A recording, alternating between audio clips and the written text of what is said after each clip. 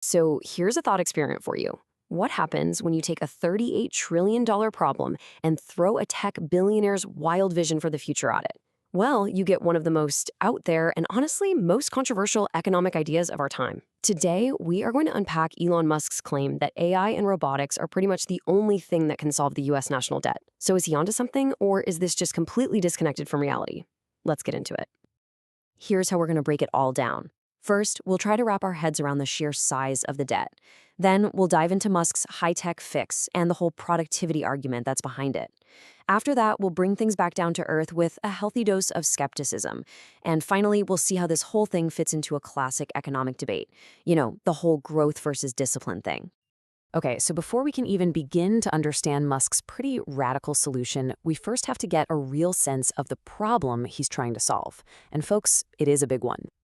All right, let's just look at the number. As of right now, the U.S. national debt is sitting at a mind-boggling $38.4 trillion. I mean, that's a number with so many zeros, it's almost impossible to picture, let alone figure out how to pay back. Now, here's where it gets really interesting. For Elon Musk, this specific comparison was everything.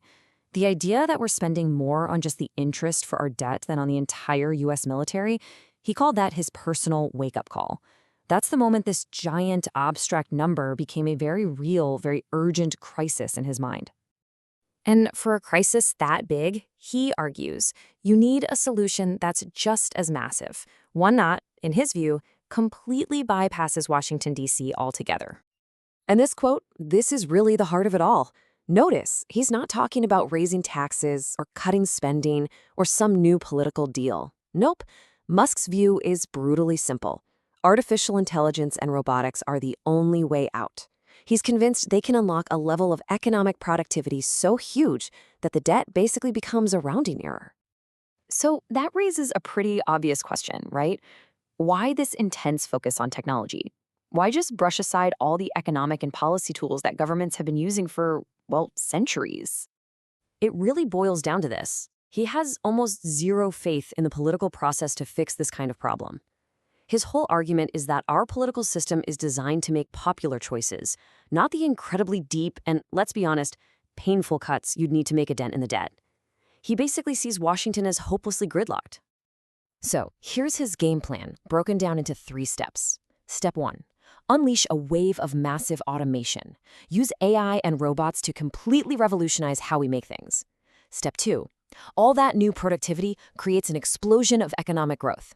You basically grow the whole economic pie so much that the debt just becomes a much smaller slice.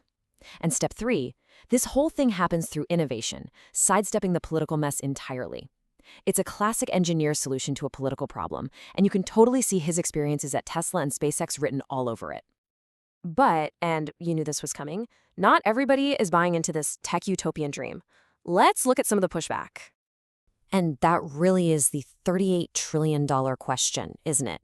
Is this some prophetic vision of the future, or is it a wild oversimplification of a super complex problem? The critics are coming at this from a few different angles. First off, a lot of experts say his commentary just lacked substance. It's a big idea with not a lot of detail. Then there's the reality check. Industrial robots aren't exactly new. We've had them since the 1960s. And for all the hype, AI is still really in its early days. And finally, you've got the huge hidden costs. The amount of energy and water that AI data centers consume is a massive concern all on its own. And honestly, this slide just says it all. You've got these 2 completely different realities colliding. On one side, you have Musk's dire warning. The US is headed straight for bankruptcy. And on the other, you have the calm, very measured analysis from big financial players like JP Morgan, who say the actual risk of that happening is pretty minimal. It's a total clash of worldviews. So let's pull back a bit for this final section. Because what's kind of funny is, as futuristic as Musk's whole idea sounds, he's actually just jumping into a really, really old economic debate. Yep, we're talking about the classic showdown, growth versus austerity. Do you solve your debt problems by tightening your belts, making painful cuts, and just spending less? That's austerity. Or do you try to innovate and grow your way out of the problem so fast that the debt just doesn't matter as much? Musk is planting his flag firmly in the growth camp. He's just giving it a 21st century AI-powered makeover. And to be fair, he's not just pulling this out of thin air. There's some real history to back up this line of thinking. I mean, think about it. Huge technological leaps in the past, like the invention of the electric grid or the rise of personal computing, they all sparked these incredible periods of economic growth. And those booms created a ton of wealth and tax revenue that helped governments get a handle on their debts. Musk is just betting that AI is the next big one on that timeline. So, in the end, we're left with this massive question. Can tomorrow's technology really solve today's enormous economic problems? Or are the challenges of debt and politics just too messy, too human for any single innovation to fix? Musk has clearly made his bed.